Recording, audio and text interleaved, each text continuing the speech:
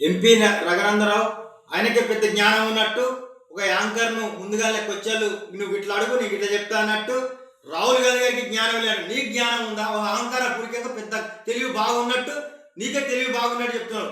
Congress party నీకంటే ముందు ఎప్పుడో దళితుల ముఖ్యమంత్రి చేసింది, ఒక మైనార్టీని దేశ ప్రధాని చేసింది, ఒక ఎస్సీని దేశానికి రాష్ట్రపతిని చేసింది. ఇవాళ భారతదేశంలో ఎస్సీ ఎస్టీ మైనార్టీ వర్గాల ప్రతి ఒక్కరికి కూడా అవకాశాలు ఇచ్చింది ఇవాళ కాంగ్రెస్ పార్టీ. ఇవాళ జార్ఖండ్లో యూపీఏ గవర్నమెంట్ ఇండియా కూటమి ద్వారా ఒక గిరిజన ముఖ్యమంత్రి ఉన్నాడు. కాంగ్రెస్ పార్టీ ఏం చేయనట్టు, రాహుల్ గాంధీకి జ్ఞానం లేనట్టు, ఏదో రాజకీయ కుటుంబం నుంచి వచ్చినట్టు నీకు అసలు గింత అహంకారం ఉండదు. రఘునందరావు గారు ఒకసారి ఎమ్మెల్యే ఒకసారి ఎంపీ అయినంత మాత్రాన ఇంకొక మనిషిని ఇంత ఈజీగా తీసిపారేసినట్టు రాహుల్ గాంధీ గారికి జ్ఞానమే లేదంటూ నీకే కనుక బాగా నువ్వే కనుక లాయర్ ఉన్నావు. ఈ భారతదేశంలో ఇంకెవ్వరు లేడు లాయర్, నువ్వే కదా ఆ అహంకారంగా కులహంకారంతో ఒక ధిక్కరించినట్టు ముందుగానే ఒక స్క్రిప్ట్ రాసుకొని వచ్చి వాడు ఏదో కొచ్చినాడు యాంకర్ వాడికి బుద్ధి లేవాడు, నువ్వు ఇంకా బుద్ధి ఉన్నట్టు నువ్వు చెప్పినట్టు ఇంతగానే జ్ఞానం లేని మనిషి నువ్వు ఒక మనిషివా? యాంకర్ ఏం వచ్చినాడు కూడా నువ్వేం చెప్పాలి? తెలంగాణ రాష్ట్రంలో బీసీల కొరకు ఏం చేస్తామని చెప్పి అగ్రవర్ణమైన మీ మోడీ ఒక బీసీ కార్డు తెచ్చుకొని ఆయన ముఖ్యమంత్రి అయినాక ఆయన కులం బీసీలు కలుపుకొని ఆయన ఓబీసీ అంటే నువ్వు చెప్తేనే అంత కర్మ దార్చరించి తెలంగాణ రాష్ట్రానికి ఈ భారతదేశ ప్రజలకు.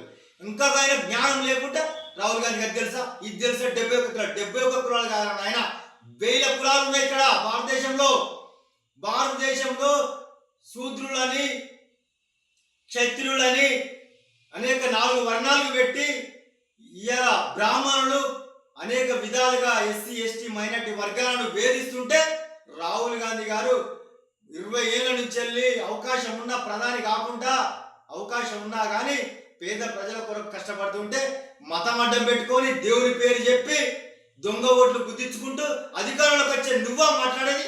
రాహుల్ గాంధీ గారికి జ్ఞానం లేదని చెప్పేది నువ్వు చెప్తే నేను ఇనంత దాపరిచిందా మాకు?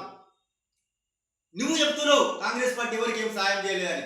చరిత్ర తీసుకో, రాజ్యాంగం రాసిన కాచి మొదలు పెడితే, స్వాతంత్రం వచ్చిన కాచి మొదలు పెడితే కాంగ్రెస్ పార్టీ ప్రతి దాంట్లో ఉన్నది. నీ బోర్డు బీజేపీ దేంట్లో ఉన్నది, నీ ఆర్ఎస్ఎస్ దేంట్లో ఉన్నది. ఇంకోసారి జాగ్రత్తగా మాట్లాడు.